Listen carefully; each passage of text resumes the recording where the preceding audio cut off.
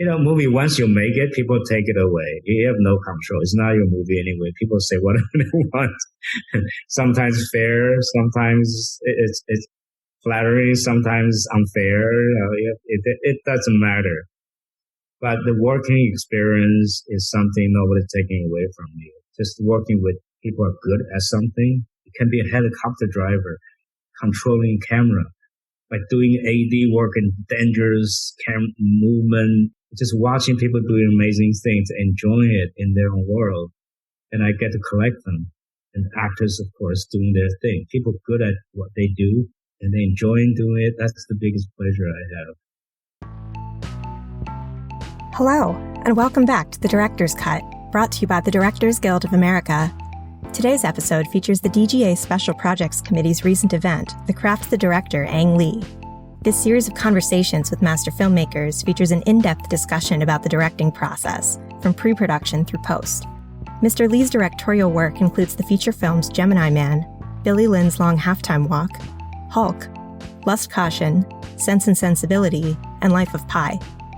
In 2001, he became the first ethnically diverse director to win the DGA's Feature Film Award for Crouching Tiger, Hidden Dragon, and earned his second DGA award 5 years later for the film Brokeback Mountain. Please enjoy Mr. Lee's conversation with fellow director Jeremy Kagan in front of a virtual audience, wherein they discuss how his approach to the rehearsal process has evolved over the years, and his use of split screen in editing. I know that, we were just talking right before this, and I was saying that being in front of the camera is not something that he's comfortable with. In fact, obviously where he is very comfortable, as we've seen, or at least comfortable in many different genres, is behind the camera. But I didn't realize that he actually did give a performance, and I wanted to talk about this right now because it relates to sort of the world that we're all living in. And you said that, in fact, you played the Hulk. Could you explain why and how? I play the Hulk. I put on the suit and play him, so animator can follow my thoughts, my performance. So yeah, the Hulk was me. It was for practical reasons, not so much therapeutic reason that I need to do it. By the way, that was my first experience on visual effects. Before that, I hardly do anything for that, which is very educational for me. Before that, I was first of all, I wanted to be an actor in college. Then I came to the States. I didn't speak English. I could not perform. I couldn't be an actor. Then I have to retreat to directing. So in my mind, director is always like a failed actor, like a one set done. That's how young minds work. I always have a heart for acting. I'm a performer.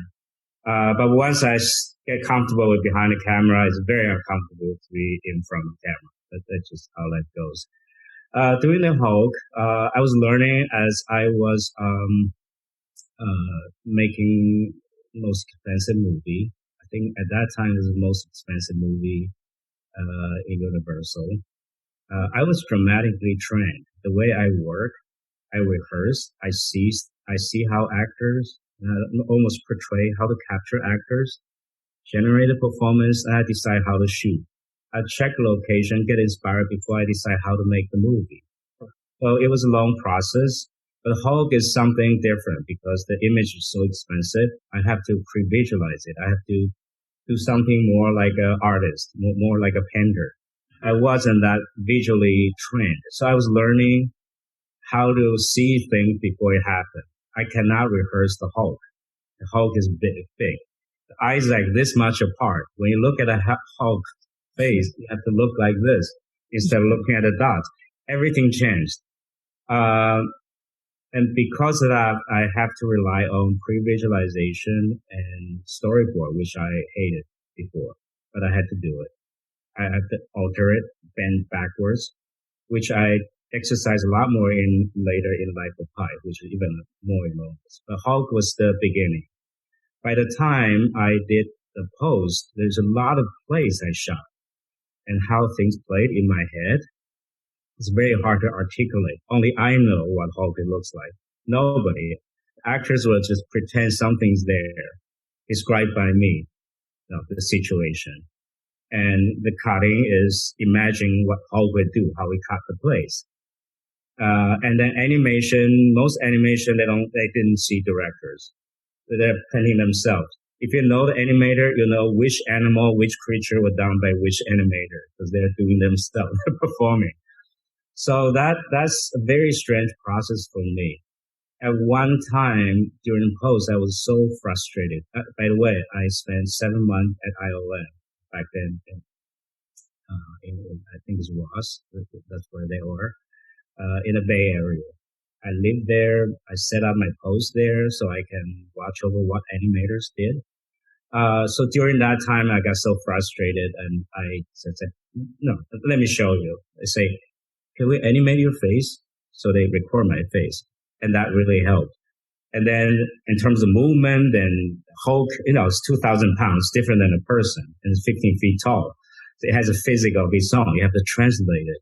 And sometimes the arms will go this way. It's just two strange things. The first thing I learned about computer, which is the first thing I learned about computer, is it's really stupid. It's the dumbest thing. Like, it's just their method. It's not as smart as we thought. Just put it on a computer and wonderful thing, magic will happen. It's the opposite. Also, that's how computer thought. So I got the idea. So let me put on the suit. I don't care. I'll make jackass out of myself. Let me just be a fool. Let me show you. I got so frustrated. It turns out when I show them, I know exactly how they fit in. I'm the only one out of hundreds of people, like 500 people.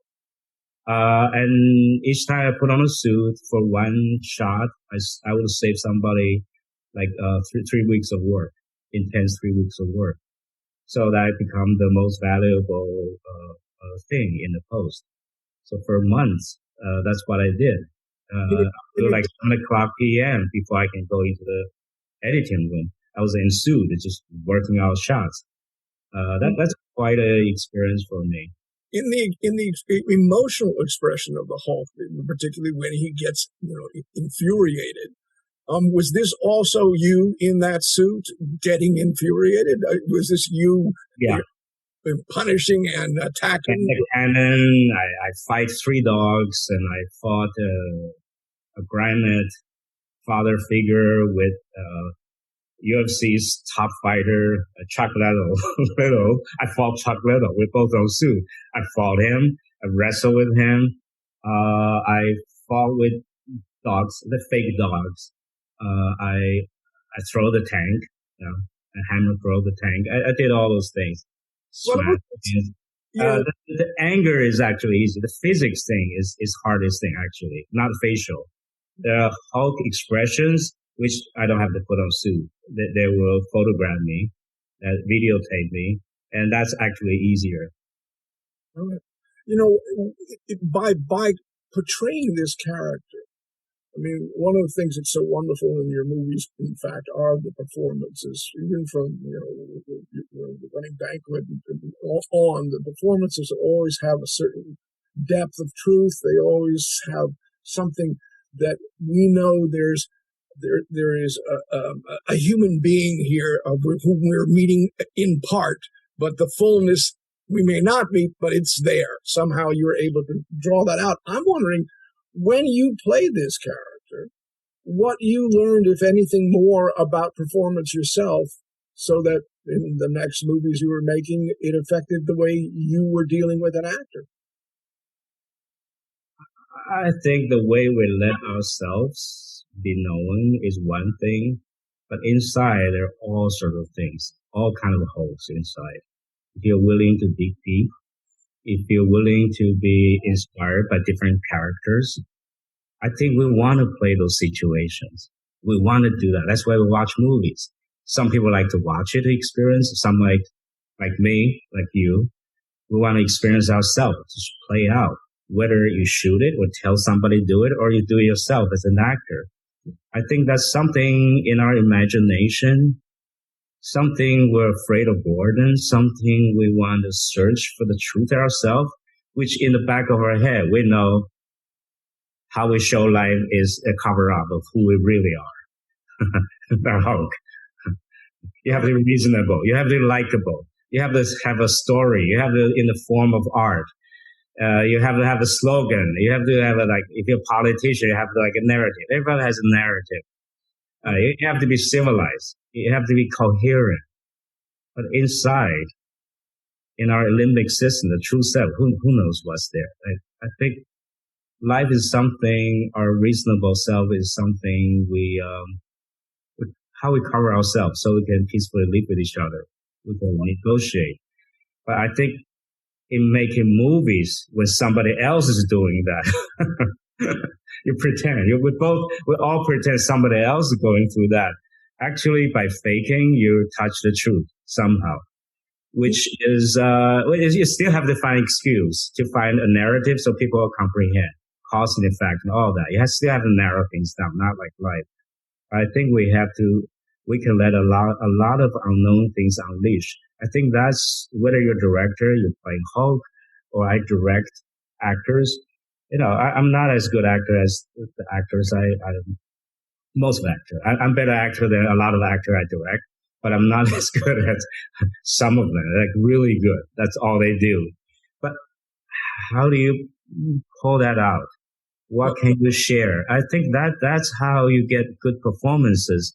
It's not exactly how you would like them to do, but give them a chance. If something happened that's inspiring to the viewers, I think that's where you want to go, and I think is enrich humanity, so to speak, beyond understanding. But it's kind of a comprehension. It's like a connection.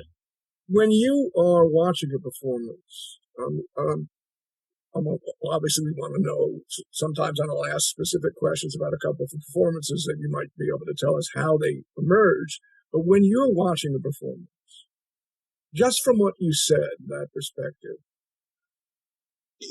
do you know when you have that performance, and and how does it relate to how you actually feel when you're watching the performance? Yes, you know. The scary thing is you can be wrong. You're aiming at something, you're getting something, and sometimes you go on with the actor, only the two of you knows up to 13 take, nobody knows what you're going after, you're crazy. And then we're on a editing room, the editor chose take 3, take 1. He's just getting furious. And then you forgot why we're shooting. You can be wrong in the consequence of a movie. I think as a more seasoned director, when you mature, you're also doing a job as well because you have responsibility. I think you should pursue what you're going after. And then you should pursue the possibilities. What if this? What if that? Once you get out, you should do safety. I think that's more idea because you never know. You're humble. You're so sure about something, and 2 weeks later, 2 months later, you're proving wrong. And even you know that. It's not like you can be stubborn and you're against the whole world. No, you know it's not quite right. So it's a happening. It's humbling. I think a good thing is to keep the actor and yourself fresh and honest, and just keep poking on different directions, see what happens. And you've worked with very experienced actors, and you've worked with first-time actors, all of them. I'm interested. I'm going to pick some performances with, let's say, an experienced actor like Nick Nolte. We'll stay with the Hulk for a second. That sort of last speech that he gives, which is this really sort of impassioned piece. Do you remember how the two of you got to where he gets? I will let actors go crazy and then shrinking down. A good actor like him, they want to be adjust. They take suggestions. But you go from big to small and this way and that way. Nick Nolte acts crazy. He's like a madman. And when I met him in his house, it's totally crazy. It's I wish. He said, "Oh, okay. I give me 3 months. I can be in shape." A month. I said, "No. Just come like this. Don't change anything." He's like a crazy person. But I noticed that he is a kind of person. He acts crazy. But is very serious inside. He practices. I know he has a goal to hit. He might act crazy, but he kept the preparation to himself. He's very, very well prepared. I probably have never seen anybody better prepared than Nick. But he acts like he has no control. So I just let him do his things and then try to give him some shape. I respect him so much. He know we're going Shakespeare, and the lines are so crazy. Only madmen can get away with that, so he knows that and he enjoys it. And also, starting from the Hulk, I developed this technique. I used two multi-cameras, and I keep swapping lens, take after takes, and keep shifting. And I just doing constant jump cut. There's no rule. So actors, they don't know, experienced actor, they don't know where to perform for, just to strip them off, like totally natural, so unprepared, keep them fresh. Once you keep doing that and they know what's the deal, and when they go with that, some beauty stuff could happen. Of course, you can miss marks. His face can be blocked. You have to take a risk. And you keep the actors in float head, try to capture sort of semi-documentary style. But it's highly dramatic, yeah. The language, highly rehearsed. The language that you would use, let's say with Nick Nolte, who's an experienced actor, as you just said, when you wanted to adjust let's say, if you felt you've done it as broadly as and exaggerated as you can, and you can do it, now let's do this. What kind of language would you, if you remember, your actors? Particularly something like, because it's going to be different. So I want to talk about every actor is different. You cannot.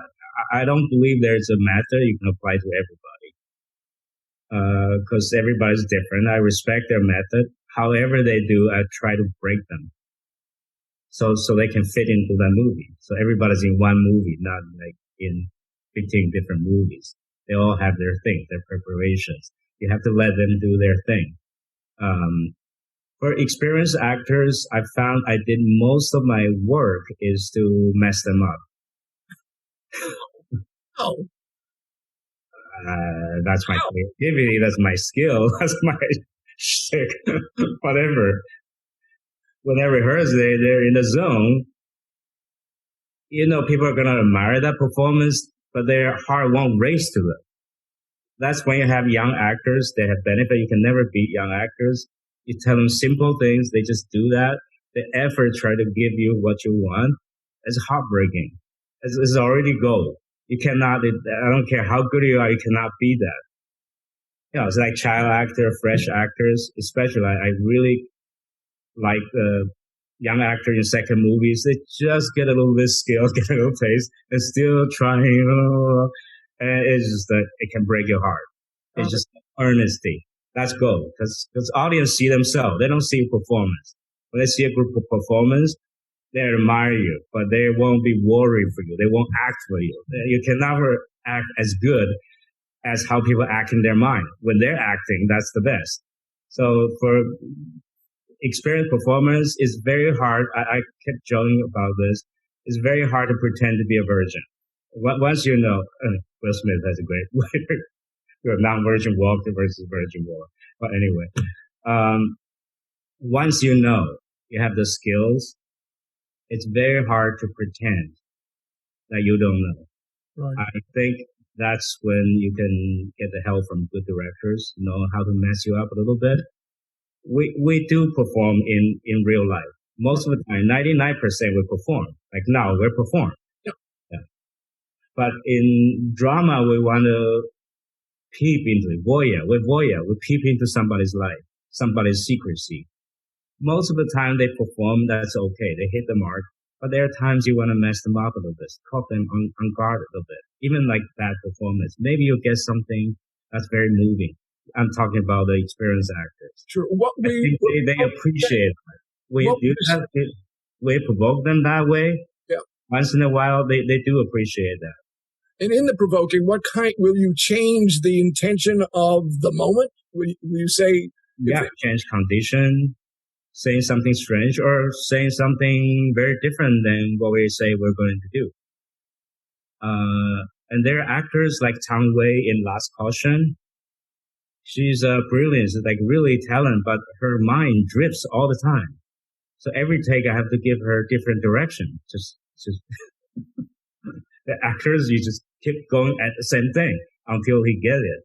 And for her, you have to give her direction every different take, which is a lot of work. You have to work out a lot of things to see what happened, to keep her focused. So everybody's very different. If some actor, if you do that, you drive them crazy.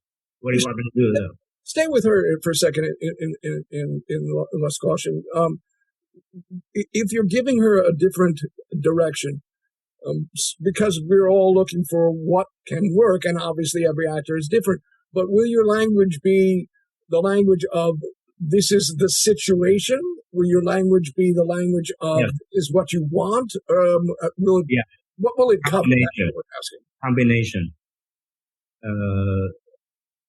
A number of different situations, a number of what she wants, or combination. You just keep mashing it to see what comes out. To me, that's kind of I gradually developed that. I didn't know that when I did my first or second movie. I just try to save my ass, try to make things work. I try to make them do the thing.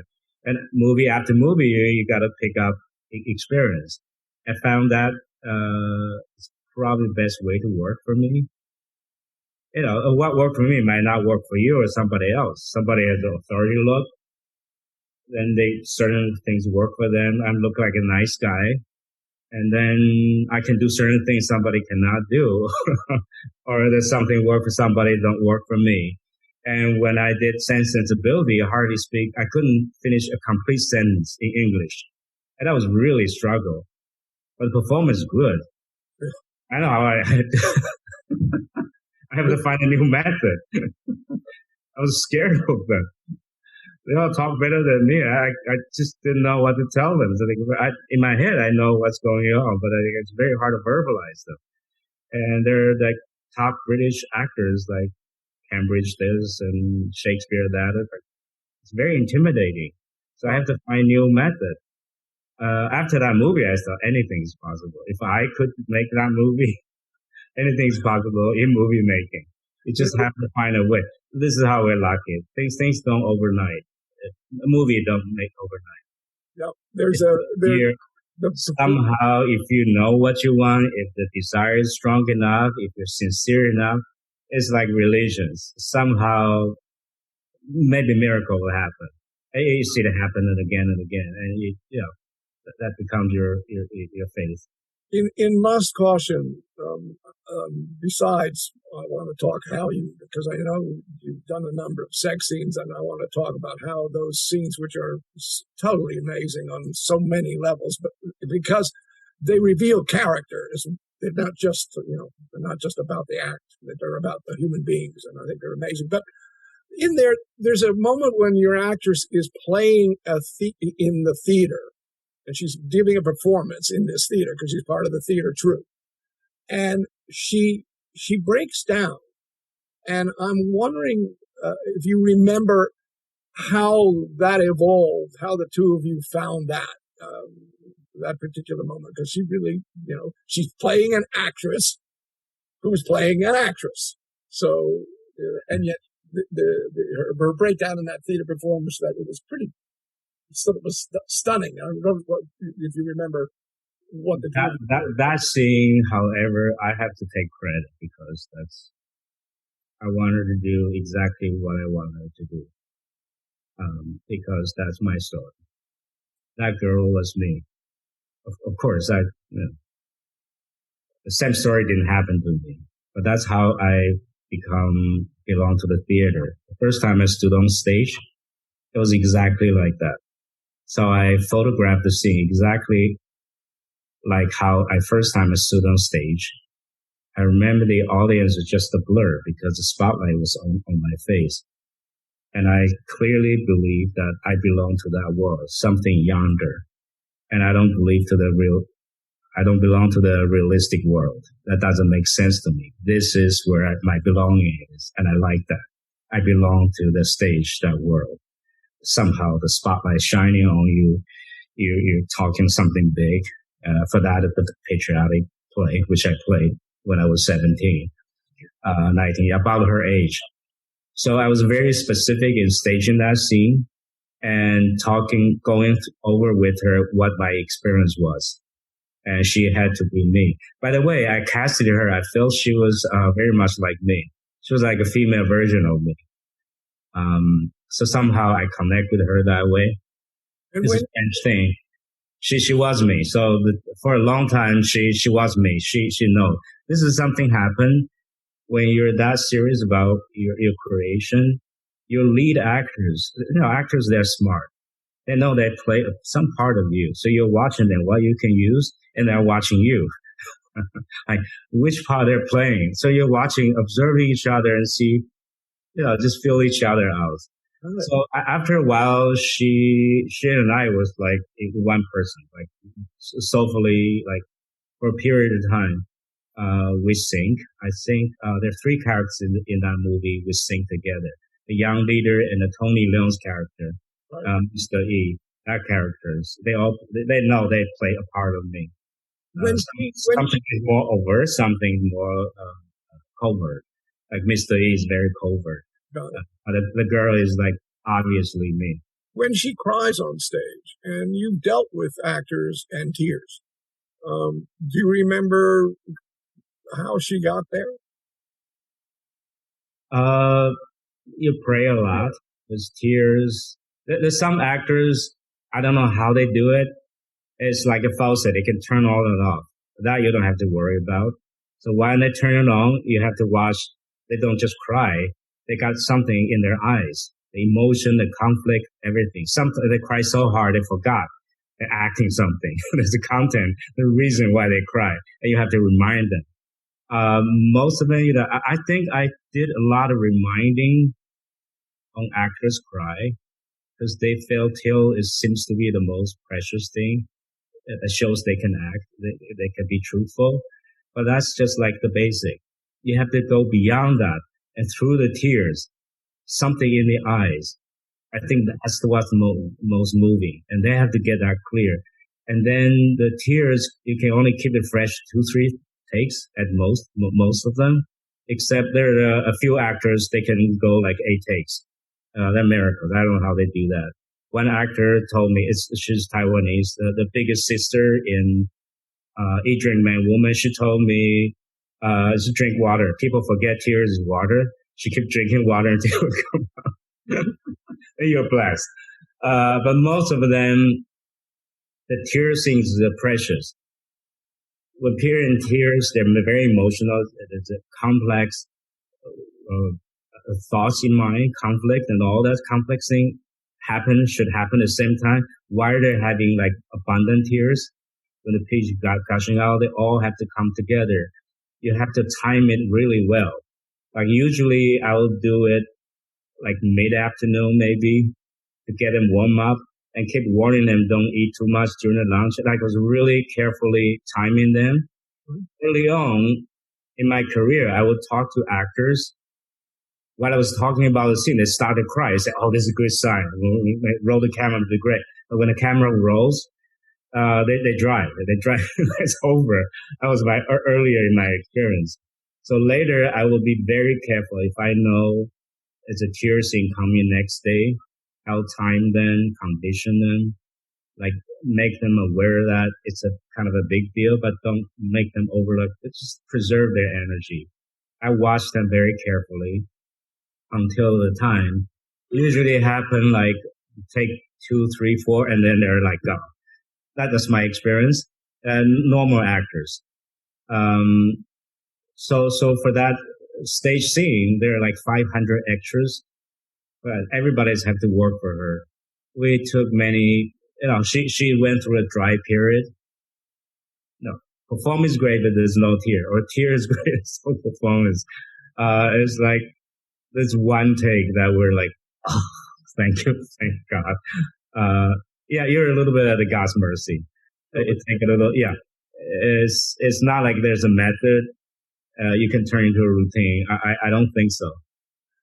Talk about. I want to talk about some performance moments. The final sort of goodbye of your two heroes, Jake and Heath in Brokeback Mountain, where they sort of have that sort of their final goodbye. It's both a fight and it's also a breakdown.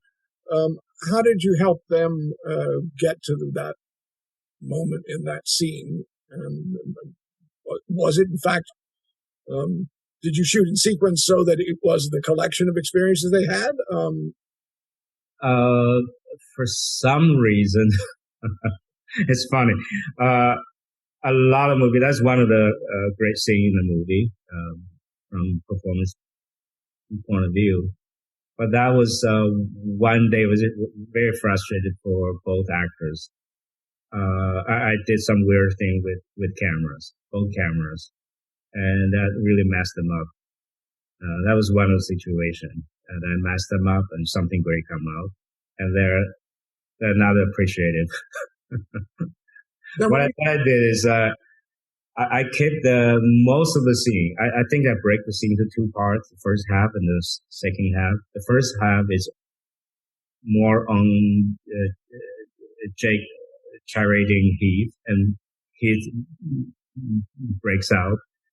And then the second part is really actually the most important speech for me. I cried when I read the short story. Is when Jake talked about we could have a life, but all we have is Brokeback Mountain. I got tears in it. I grew up in Taiwan. I don't know why gay cowboys say Wyoming has in common with me, but I did cry over that speech. So that Brokeback Mountain piece is almost existential. It's like something's a mystery. When it happens, you don't know what happens. And then you're too young to know. You're too much in the middle. And then that's a mystery for 20 years. They try to go back. They could not find it. It's something very abstract. So I went abstract with them. This is not really a good way to articulate it, at least with my English. Mm-hmm. What I did is do as much as I could. And then I put camera on track and the other on stick, and the camera on the track I just keep moving. There's no continuity. Drove them crazy. I don't know somehow that was great. I have to say those are two. Actually, in that movie, we have four really brilliant young actors. They're in the early 20s. It's scary how good they are, and the maturity they are, and they still have the innocence. That's one movie I was blessed. I did Hulk, Crouching Tiger, Hidden Dragon, and Hulk in a role. I was ready to retire. I was spent. I had no ambition. And then my father just passed away. I didn't want to end my career in depression. So I picked somebody I thought nobody would see. Some material, which I rejected 3 years before. So I think that modesty really gets into the people. I thought, the movie God was very nice to me because everybody helped me. Every actor is brilliant. The script is great, and every aspect, it just worked. So I was just doing my things. I was very easy, very loose in shooting. After the Hulk, I developed this technique of just let camera flow and keep changing lens. After I like some one performance, one take, I swap lens on one lens and I keep changing lens. Weird things. Sometimes camera were next to each other. Sometimes they're like this.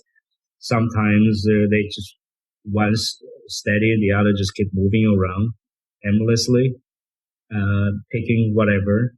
It worked out very good for me. Sometimes I found something very good. Actors, they had no choice but go along with it. But those young actors, they're really good. They're really good, I have to say. And luckily, there are a few takes, they really nail the speeches.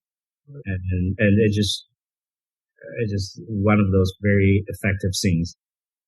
We were blessed, I have to say. Yeah. Sometimes you work just as hard, if not harder, and things just don't work. But that scene worked. Yeah. In dealing with essentially a new actor in Life of Pi, you have that last scene where he retells his story from everything that we've experienced, and it almost it's a push in. I'm not sure if it's only a one camera, one take, but the performance is, as you just were speaking earlier, you can feel it coming from inside this being. Talk about how that was created. That's a tricky shot. That's the first time I shot 3D. And during that one camera movement, actually I shift the I/O, the distance between the two eyes, the amount of the volume, the amount of 3Ds. I changed that too. So it's a tricky shot. I remember that was 17 takes. And 2/3 of the day just doing that one shot. That kid is incredible, by the way. He escorted his brother, his younger brother, to an interview, and he got chosen by the Indian Asian. And after 3 rounds, he was pie. He never acted before, never seen ocean, couldn't swim. But we trained him. Anyway, when I tested him, when it comes down to the final 5, I screen tested him. This is somebody who never acted before. So my test, one of the tests is that story, the second story, the lead story. I just let him go about it. So he did that. It was a drag. Then I told him some principle. Imagine the zebra you're talking about is your brother. And that's the chef. And pretend your mother is the one being eaten. No, giving a premises. And for 8 minutes, that take, he was crying at the end. He never broke his focus and the belief in the story, the situation I pitched him. That's a genius. The way I judge a talent is not so much in how much they can perform, but how much, when they look at you, do they believe in what you told them? And Tang Wei, she's first-time actor. When she did Last Caution was that way too. When you talk to them, just the way they look at you, not that I need flattering or anything, and the way they stay in the premises you tell them, if they don't break it, it just stay in that way and just let the thing do their thing. That's a real talent. So that kid had that talent, and I rely on them. For that sort of a long take, because it's a very twisted story. Young actors, they couldn't handle that many dimensions. So for him, unlike Taiwan, who's more trained and mature, even though it's her first movie, but Suraj, the pie boy, sometimes I talk to him during the take, like remind him, poke him, to give it a little guidance, give it a little twist. And the camera's running. At times, yeah. Otherwise, it's like an 8-minute take. No genius. I was not that genius. The young characters, they're believing in to break your heart, the genuine, the richness, they're all there, but they have a problem or dealing with different layers, complexities. They're just not there, not mature. They don't have it. So you have to help them in rehearsals, in practice, and sometimes when camera's rolling, it might help if you help them a little bit, whether by sign or just loop some line if you have to. You talk and give it a little hint or something. Are you? That might help. Yeah, that's a little. That's not cheating, but they know when they need help, they need help. Let's talk about Tang Wei for a minute in terms of casting her because of the nudity. When you were meeting her and saying what this part was going to be about, how did you approach her in terms of what she's going to have to do in this movie, in terms of Last Caution? In Last Caution, with Tang Wei, we saw over 10,000 actresses, young actresses. I personally saw the last rounds. That's like about 200 of them. And I go through 3 rounds to her.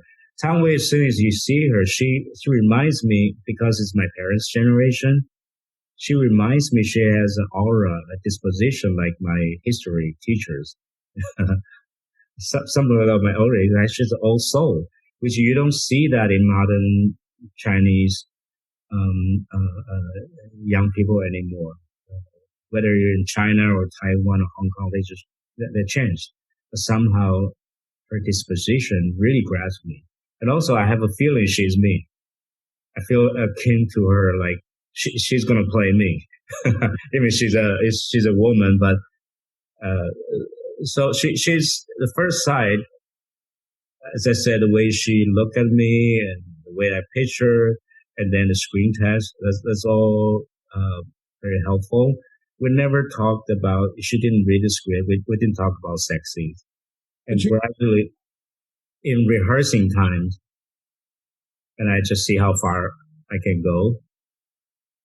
And I realized she was as crazy as me, and as Tony Leung, who's a veteran actor, just about the best there is, so experienced, and we're going crazy. That's the movie I go the deepest with actors. It was like hell to me, like going to hell and come back. We're totally exposed. It's very hurtful, very raw. So showing skiing, the best thing was the least we worry about, just the mental state we're going into. It was very punishing. It's brutal. Well, his expressions on his face during their sexual encounter are so complex. And I'm interested in what the two of you talked about. Now, here we've got these two naked bodies, and they certainly look like they are actually having intimate sex. There's no question about the way you photograph it. But the way what's going on in him is something else, because obviously the complexity of this character, does he trust her, does he not, all of that, does he love her, does he not? What were your discussions? What was the process here? Keep going at it. Even to Chinese history, the common karma we were going through for the last 200 years, just keep pitching at him, keep pitching. And then he will be exhausted.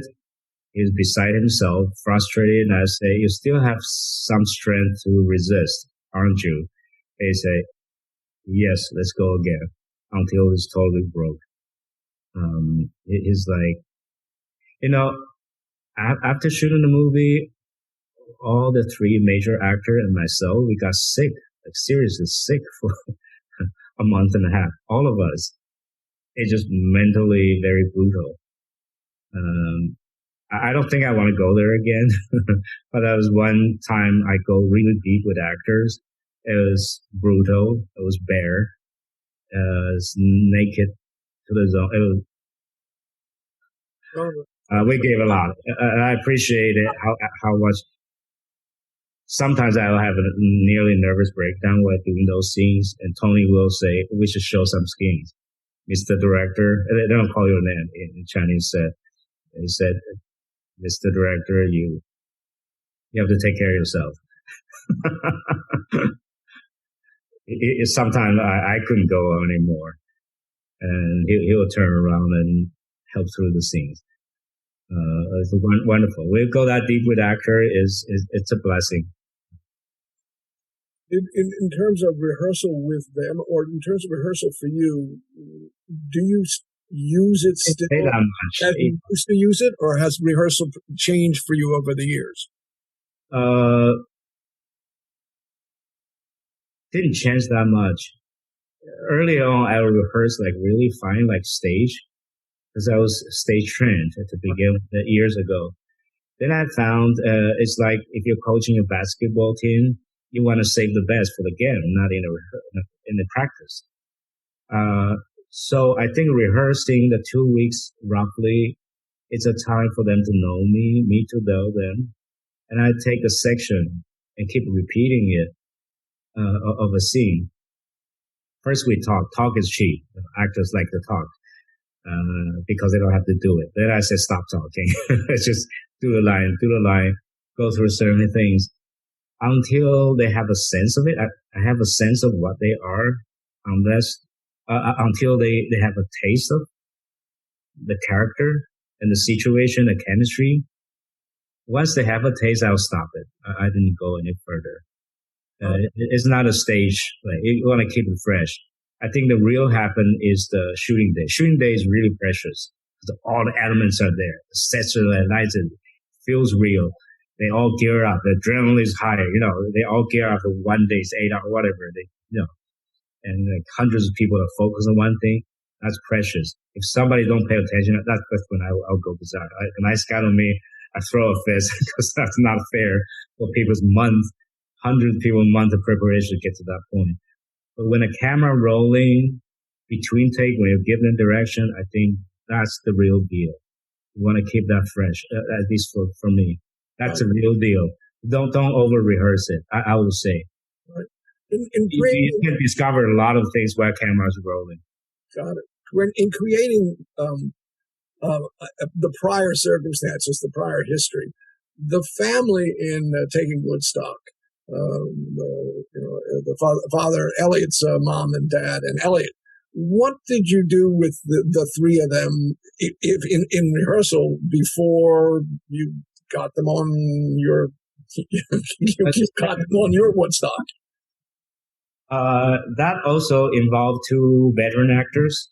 One of them I work with in Sense Sensibility. Actually, it's great to catch up.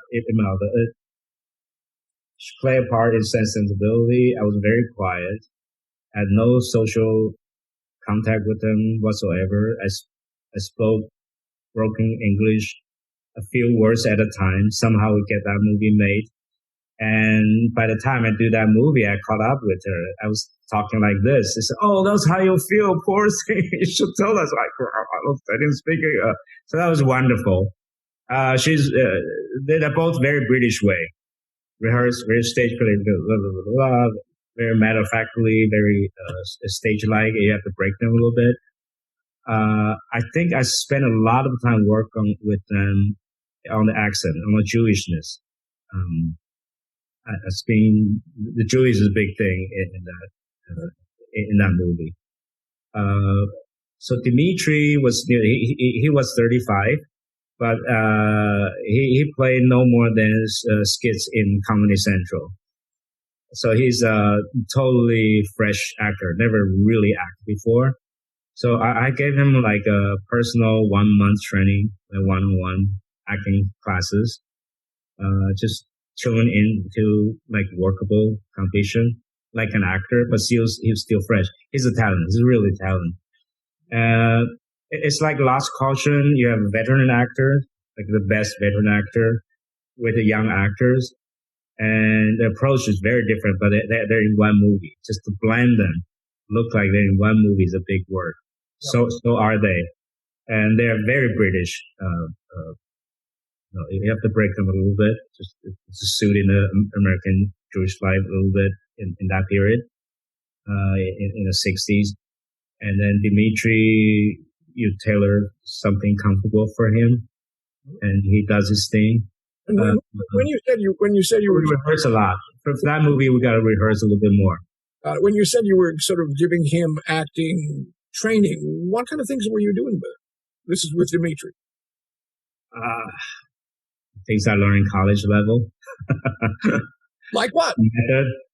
Method acting, sense memory, that sort of thing. That's pretty standard. And the mask thing, still learning some actings. Quite a bit of method acting.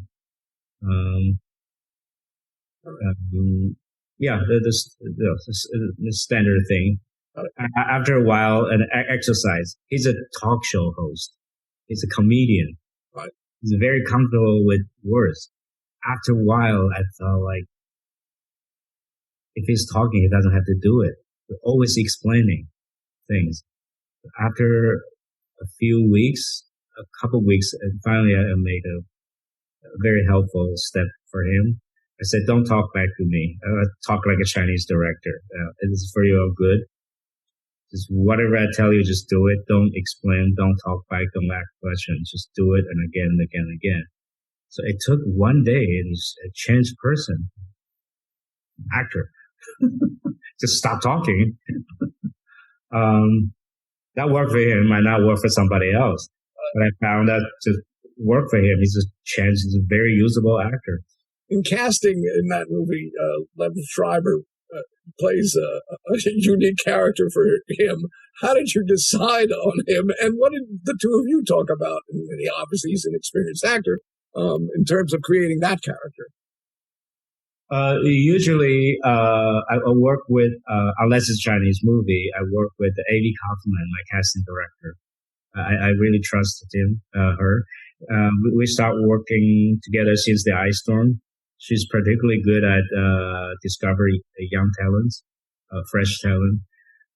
So usually she would give me choices, and I will discuss with her. Then we read them, and I see how they fit into a vision. At that time, usually I don't have like specific vision. See how chemistry, like most people would do. Then I will direct them in different takes in scenes with the reader, and I'll see how they respond to me, how workable they are. And then, of course, you have to, for leading character, you have to pass studio's scrutiny. They have to find a sellable that's good for them. You have to fight through them too, if it's fight at all. Dimitri also come from, it was first suggested by James Shamus, my longtime creative partners. But no, I want to go to Lev Schreiber, in terms in taking Woodstock and how he came into the Schreiber who plays the we need a big guy. A.V. Kaufman, my casting director, is pushing him for like 3 or 4 movies in a row. She's a big fan of his. And then he just finished playing the villain in Wolverine. So he has a big body. That's just what we want. The size of the arm is like bigger than Dimitri's head. And he's 6'4". It's like perfect. We all know he's a great actor. Right. Yeah. And then when he wants to do it, it's good news. And now, in terms of how you both decided he would play this character, because he could have pushed it further, or what was the discussion? Because he creates a sort of a unique being, and I'm interested in how you both came up with the version of this character.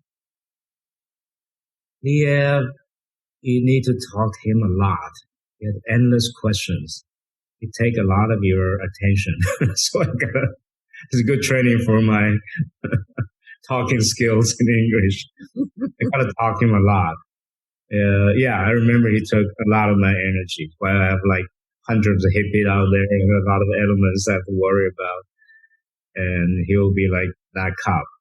But it's very into this very specific thing. It's reasoning into it. That's how he took you into it. A lot of details. And I've explained to him like why that boots he has to wear. The costume took me entirely 2 days. The skirt he put on, the mug he will use, it's endless talking. And that worked for him. So I just go along with what needs to work. I know it's something really good. You just have to go through the process. And Joe Alwyn playing in Billy Lynn's Longtime Halftime Walk. How did you decide to cast this young actor? This is one of the story that Amy pushed me for it. At first, I was already casted. I had to turn the original cast down. And because Amy saw his tape, it was the second year in drama school in London. He said, "You got to see this kid." I said, "He's great, but he's not how I picture Billy Lynn." He said, "You have to see him." I said, "No, I already casted him. I already do." "No, you have to see him." Oh, okay, I see him. I was already in Atlanta doing prep. I flew back. I had to do something, and then it was Sunday, he flew in with one underwear.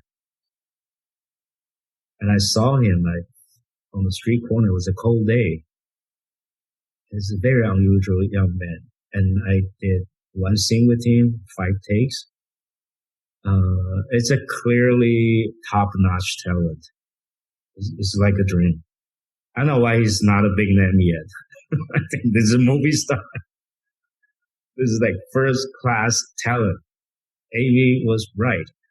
And he never acted for camera or anything. It was second year in drama school. And then the studio said, this is nobody. What do we want of him? So I took him to Atlanta. The producer buying him underwears and clothes, and we test him for 1 more week before we decided on him. He's just someone you see him like, this is good. A real talent. He got like everything. How did you deal with telling the other actor who thought they had the part? How did you handle that moment? And I was a known actor. It was bad. Okay. It was bad. I write long letters and it was like, the movie is biggest. Yeah. It's not a done deal yet. It's like show strong interest. We say it's gonna be him, that kind of thing. I want to talk about some of the big scenes, which you are a master of, and how you've done some of them. Because I know you do not like storyboarding, as you said. And I was thinking about, well, for example, in the Ride with the Devil, the big charge scenes with all of your soldiers. How do you go about setting those up, and how do you work with your assistant directors to make all those work? And those are live. This is not; these are not CGI people on horses. Yeah. As a matter of fact, those are easier for me. Usually, I'm ahead of schedule if there's something big. The producer who worked with me will warn the next producer who's going to work with me, watch out Ang's close-up scenes. It might go over a schedule. The big scenes, you don't have to worry. It'll be ahead of schedule. Well, the big scenes, especially you take risk. Like 300 men on horseback doing a big charge. It's nerve-wracking. You just pray nothing bad will happen. Everybody's alert. You rehearse, you talk over so many times. It's all about shooting. And I have another big scene. We spent 4 months, lock up 100, that was in Hogue. In a Hogue, 100 residents, houses to secure them. And it was a narrow street. You have a helicopter right in between buildings. And you have the girl, Betty, looking at the Hogue. And she looked tender, and that was nerve-wracking. The helicopter that close. And you have hundreds of actors, and you have a certain hour to do it. Blah, blah, blah, blah, blah. And you lock off San Francisco. And big visual effect as well. But it was quick for me. All I care about is Elizabeth, whether her hair is like, don't cover her face. I was talking details like that. When you're doing that big charge scene too, it happened very fast. There's not much you can do. You plan and you do it. That was very scary because it was a town. We paved dirt over that. It's only this thick, and they're doing charges. 300 men on horseback. The big charge, and the camera would build a road, asphalt road, to have the camera follow. And as they rush, they're all crazy. It's like impossible to cover everything. And only the third take, we almost get it. And the producer wouldn't let me do the fourth take. He said, we're lucky. Nothing happened. 3 takes. You have to stop. He forbade me to do it.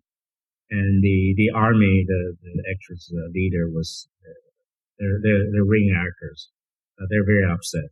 I didn't do one more thing where they can do it just right for the camera. Everybody's upset. We didn't get the best take. Shooting that multiple cameras for these kinds of things, and how many will you go for if you're going to do either, like let's say in the whole least? The whole formation you work for one camera. When you have a shot like that, you want to before digital time, you work with one camera. You have a camera next to it and maybe two more in different places, but you don't want to go coverages. You want to go on big shots to show off. Another. And you don't know what's going to happen. Like they're going to kick up dirt. It's going to block. You don't know what happened. It takes 3 times to know what you're doing. Unfortunately, we didn't get to go take 4. Talk about a scene in Gemini Man, which is an amazing subsequence, which is the motorcycle chase. And the motorcycle being used as a weapon, particularly with the back of the motorcycle knocking Will Smith down. Talk about how that sequence, which is a long, complex sequence, evolved, and how many days it took, and what you all did to make it work. Yeah, it took a week or 10 days. About a week, a little over a week. It takes a lot of planning. Ever since Life of Pi, I'm pretty much twisted into more visual trend-oriented director, because some of the scenes are too expensive to do. You cannot possibly rehearse and then see what happened. Like Pi on the raft and the ocean, you just cannot rehearse that. How do you find shot? You just have to have the digital set. It's a different deal. I have to force myself to think more visually than dramatically. For that scene is a good example. We measured the environment. I imagined the shots with choreographer, the action choreographer, and the art department. And then we made a map, a virtual set. Then we spent months doing the previs. And that previs has to get a studio's approval. And then we practice. The most difficult part is not even what you're talking about. It's we shoot 3D high frame rate. The gear is really clumsy, 1,000 pounds, and that is a historical wall. They only allow you like 2 motorcycles. That's about it for a certain period of time. They don't the trucks and trucks and tracks. They just won't let you go up there. So everything is on the motorcycle. 1,000 pound equipment, remote control, all on the motorcycle. That the real hero of that sequence is the e-bike person who's riding the camera motorcycle. How did they do that, and how they do those things is incredible. But that was very well planned, and every day, because it's a very touristy place, you get a town's cooperation and get a permit 1 day at a time. We shoot in sequence, and every day you have to make the day. Pretty excruciating shooting. The bike, we call it bike fu. That's a result of I cut a sequence that's really difficult, and then we have to have the finale, and the fight choreographer come with his eyes. He said, "No, we have this new thing. Nobody done the movie yet. It's called bike fu." So what I said, they explained to me, "Oh, that sounds fine." The scene is about Will Smith seems to see his own ghost in bright daylight in the most beautiful historical site. I think that's the kick. It's haunting. You need something to whip him around. So that's where the idea comes from.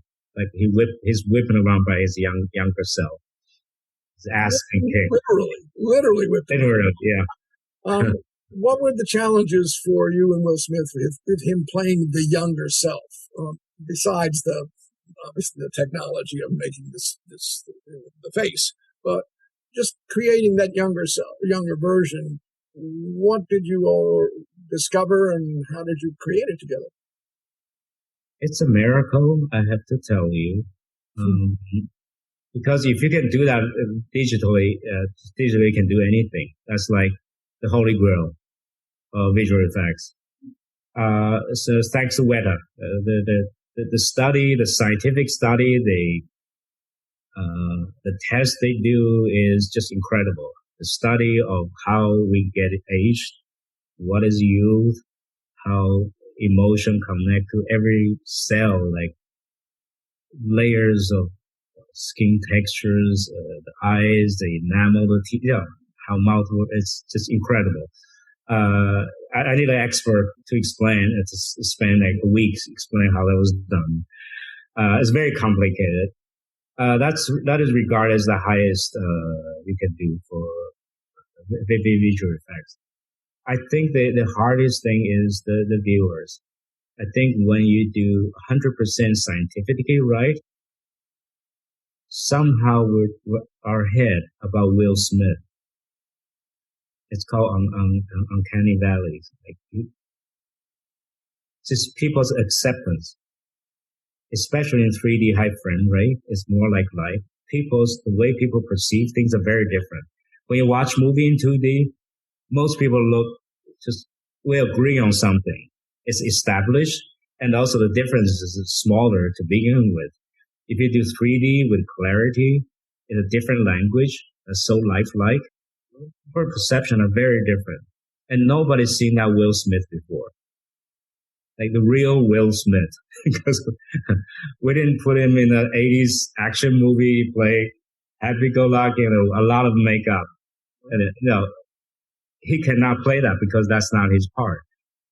And our media is here compared to 80s movie, is a lot more advanced with clarity, with everything, more defined. So how do you play that to the impression of Will Smith? That's the hardest thing. You have to find a balance. I think most shots work. There are a few shots, it's a mystery. The tiger in Pi has that problem, but compared to this, it's like nothing. Is that when it's scientific, when it's 100% correct, it just doesn't look right. That's where the hard work starts. I spend 90% of the time, maybe 70, just on those things. How people feel about right, acceptable. That's a strange thing. It's telling me so much what movies about.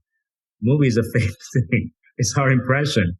It's our cognitive. There's no science to it. It's like what makes us see as a movie. How do we fantasize things? Can you dream with clarity? And all those things like really screw you up, but very inspiring as well. Because you said that, I want to one more question about Will Smith playing himself young. What was the challenge? Now, I understand the technology and the uncanny valley issue that you just mentioned, but what was the challenge for him to be, quote, I'm now going to play myself 30 years ago? It's really tough because 30 years ago, he doesn't play characters like this. That's the thing. And you cannot force him to go back to that directed by me. He wants to do better. He wants to do dramatic role. He doesn't want to do the usual thing what he did 30 years ago. So that's a real challenge. He wants to be better. You have to satisfy that need. That's why he wants to work with us. He wants to work in this movie. So we have four. I narrowed down to four based on that character. 4 models for him to bounce around. Because he's a military person, which his father is, so model after his father, model his real younger self, and model his movie self 30 years ago. And then also what a character really is supposed to be. So he has like 4 models as reference. He has to find like a balance. Sometimes leaning this way and that way, it depends. From shot to shot, it's different. The trick is we put dots on him. Sometimes we photograph him. No, after 30 years, your face don't do the same thing as you want them to do. It does different things. And you're not a virgin now. I told you before, it's hard to pretend a virgin. So it's very hard to play his innocent. It looked like he played innocent. Again, I have to break him, and he's willing to be breaking. Somehow you find it. But once it looks about right to you, house it to the audience. You still have to play around with it, play with our imagination. You use this word break. It's actually hundreds of people's, like 2 years of effort. Got it. But you use this word when you say break the actor, and I feel like I'm knowing who you are just in the personality that you're playing at this moment. I wouldn't see you as being, let's say, as an aggressive, hostile director. No. Saying, you've got to do this, and yet you do use this word. You want to break them from, let's say, old habits. So I'm interested. I don't have that demeanor. I do that. People will feel weird. It doesn't work. For some people, that works. I'm a nice guy. I seems to be reasonable. I cannot do that. And yet you still want to. But I can provoke them.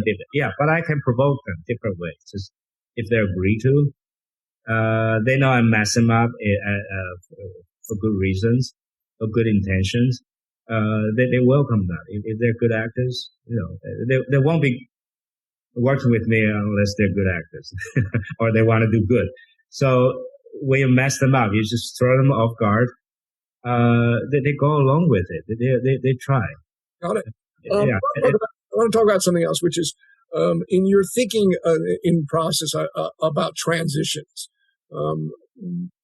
That process, when and how do you think about transition from scene to, I'm not from shot to shot, but from scene to scene?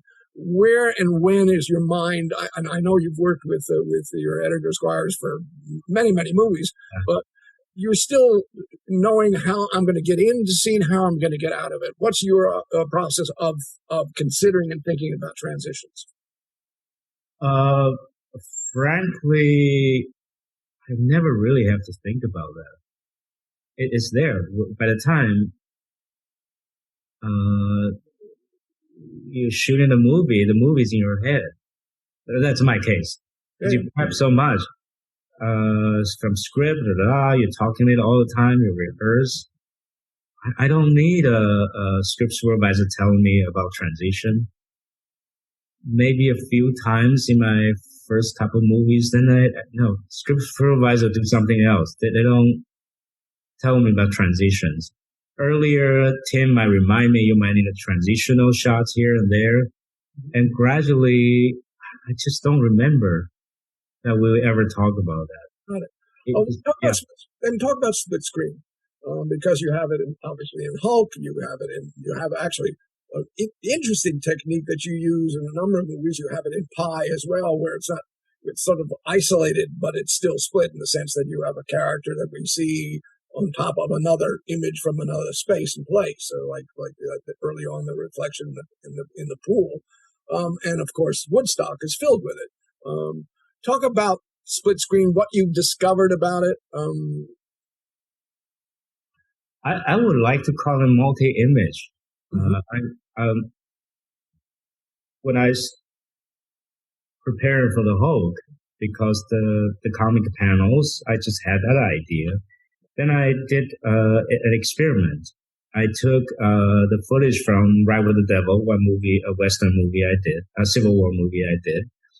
Then I took a scene, a dramatic scene, and I just used in different takes of the same moment, different angles, camera angle, sometimes same take, sometimes different takes. And I put it together. I found it fascinating. So why don't we watch it that way? Why do we have to cut one shot at a time linearly? Our eyes can absorb all those information. And I showed to the studio, they said, that's bullseyes. That's great. And I shot accordingly. But I found it very hard to plan because you don't know how to put together. Sometimes I just frame a little wider hoping that you can put it together. Sometimes with a line, sometimes without a line. And then I found that in the Hulk, that's the first time I use it. Like a comic book, I need narrative. I need a linear direction to direct where the audience eyes goes. Like comic book, they have a line, an implicit line. When you turn on a page, there's an implicit line of the design of a page. I will almost have to do that with motion images. So that's what I do with Pi. And I hear a lot of complaint, first from Tim, my editor, say, if you do it in a dramatic scene, we have different angle, it's distracting. I said, it's not distracting to me, but it's distracting for somebody else. So I get to do that in action scenes, in only transitional scenes, not in dramatic scenes as I would like to. Someday I would like to. And then I use that again in taking Woodstock because that was the style back then in the documentary. So I naturally used them. And then I noticed we gradually get into digital health before I made digital movies. Because digital make the cropping and all that design a lot easier. So that's a tool. I do see the value. And I don't know why we have a fix on one frame rate. Frame ratio. I think we should use variable ratios. Just depends on the need. Like in Crouching Tiger, I wish I'd done a variable, on the vault, a jumping scene. I hope the screen's like this. In the desert, you have to do this. Otherwise, you don't see the landscape. But finally, I gave up to the because of the desert, I use widescreen. So I get to cut a lot when the vertical movement, the boat, they, jump up and down, the flies, those hurts. When you have two swords fight this way, that's beneficial. When you fight this way, it's not. So I do believe in the digital era, we should use more variable frame rate.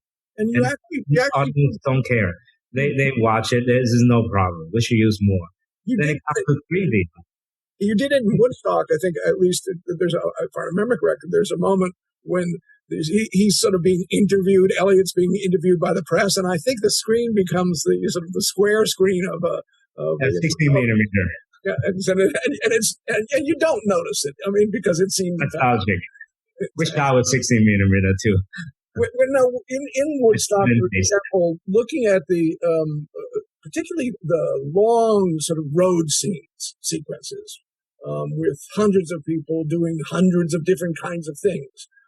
How did you set those things up? Like the motorcycle ride when Elliot's on the cop's motorcycle and we pass all these people doing all these things. I love doing those shots. It takes weeks to plan, to rehearse, then full day to shoot. I just love those shots. And when you say weeks to rehearse, planning, rehearse, and shooting. Yeah. Are you rehearsing before the actual shoot of the film for example that or? Yeah.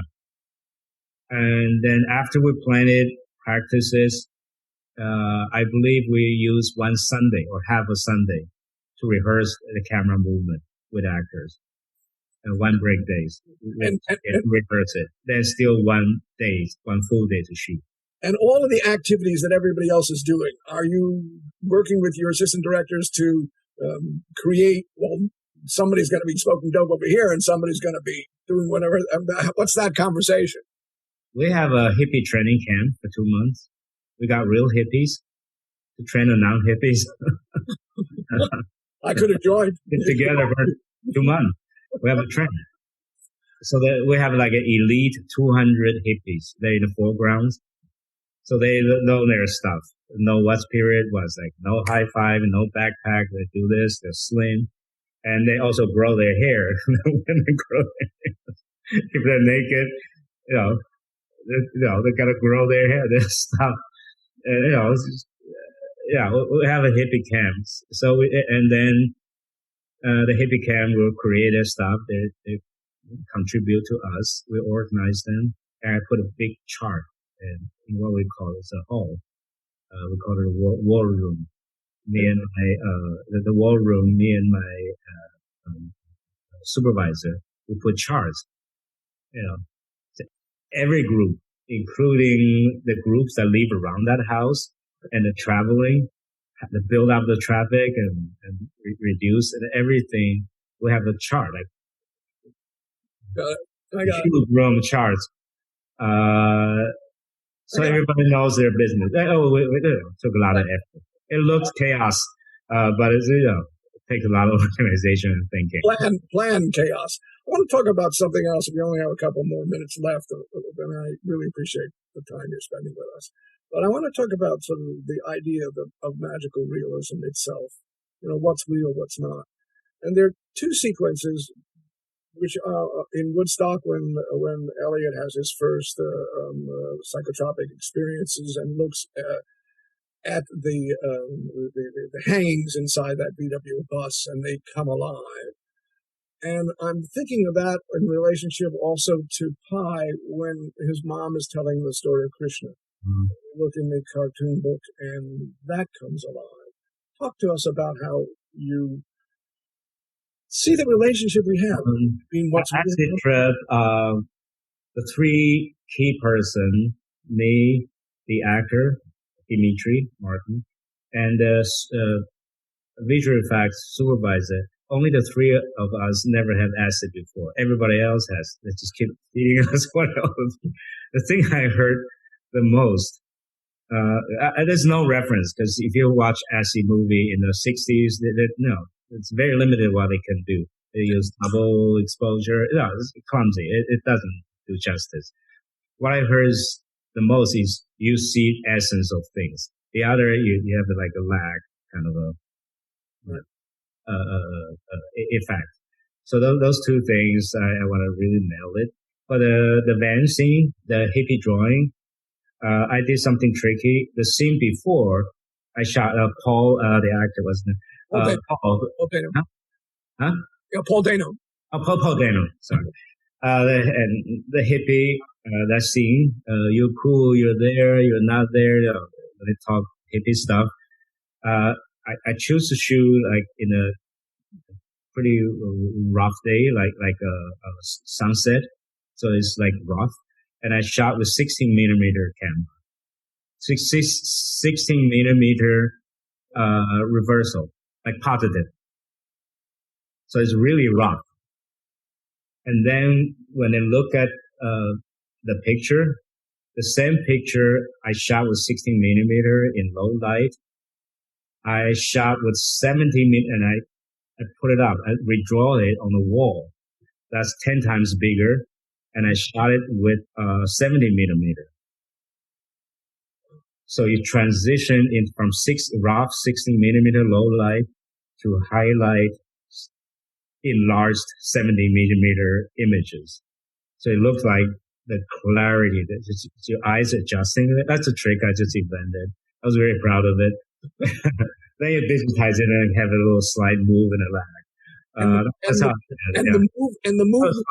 The movement itself, the animation that is both that's visual effects, that's digital, yeah. And same thing for Pi when he looks into the Krishna story. Yes, yeah. That was an old comic book, Indian period comic book. We use that, and with digitize. By that time, it's easier. You digitize it, and you can do a lot of things digital. Let me use this as our final question, and I'd like you to talk a little bit, or I'd like to keep this conversation going for a couple more hours, but is about it's a cultural question, I guess, but the relationship that you're seeing between movies that are being made in China, movies that are made here, and the co-productions that are going on, because you've done many of them. What's changing as you're seeing it?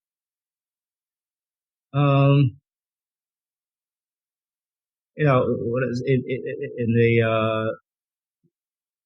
90s and 2000s, and it's in the time the whole world is more open up and willing to accept different things.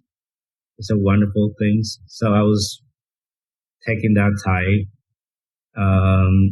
I was accepted by the world, and when I brought the world cinema in Chinese movie making, it was very welcomed.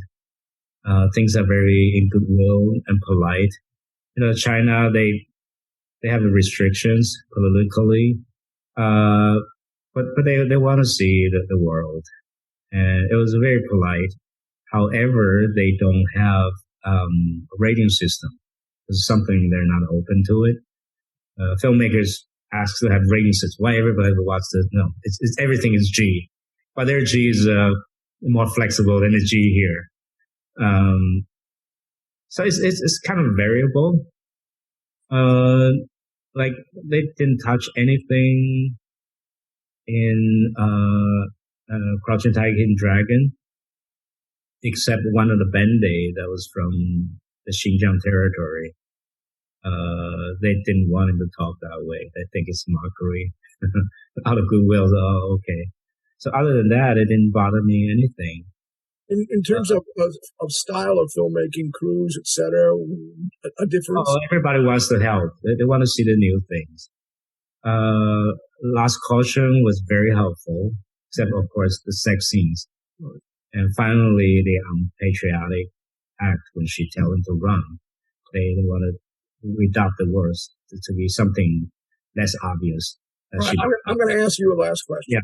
But other than that, it's quite polite. They say because there's no rating system. Got it. And it won't work here. And got it. I did my thing. Yeah. At this moment, this is my last question for us right now. What's the most fun you're having as a filmmaker at this moment? Working with different talents. It doesn't matter if it's an actor or prop master. When you see somebody who's good at what they're doing and they're focused and they're doing their thing, enjoying it, the expertise, when I get to work with them and learn from them, that's the biggest joy. Movie, once you make it, people take it away. You have no control. It's not your movie anyway. People say whatever they want. Sometimes fair, sometimes it's flattering, sometimes unfair. It doesn't matter.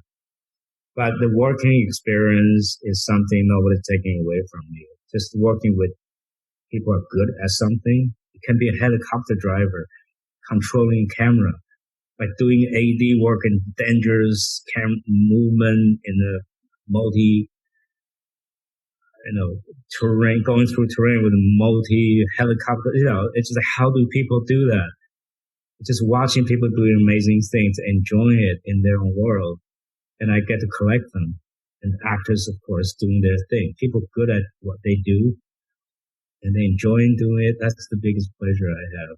Well, everything else is, whatever. Simply saying, because of that enjoyment, you've given all of us so many more than enjoyable films, masterly put together. And we've learned from you as you are still learning. And we really appreciate your spending this time and wish you good health and stay safe. Thank you. Thank you, Jeremy, for doing this for us. And thank the DGA for doing this for the members. And thank you for watching. That wraps up this exclusive discussion with Ang Lee. If you'd like to hear more from the Craft of the Director series, check out episode 264, which features director Ava DuVernay discussing her extensive filmography. Or visit our YouTube page to find discussions with David O. Russell, Leslie Linka Glatter, and Guillermo del Toro. The Director's Cut is available wherever you get your podcasts. Also, don't forget to subscribe, rate, and review.